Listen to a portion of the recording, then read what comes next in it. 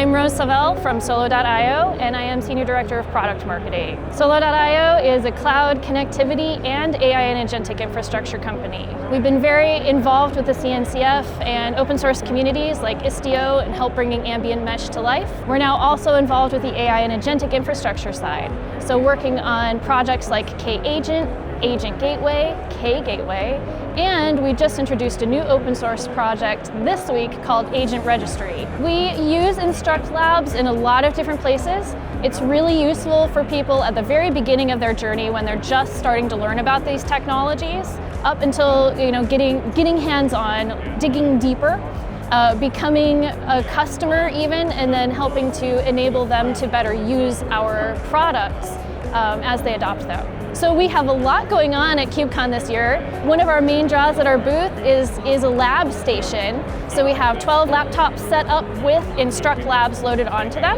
so that people can take a quick hands-on course. They're set up to only be 3 to 5 minutes long.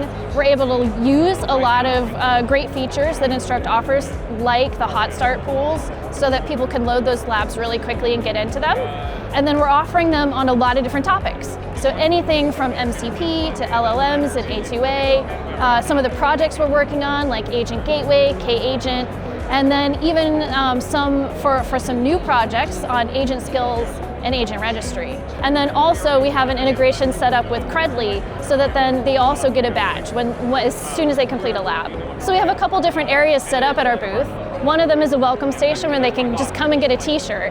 But if they want a special t-shirt, then they have to go take one of our labs.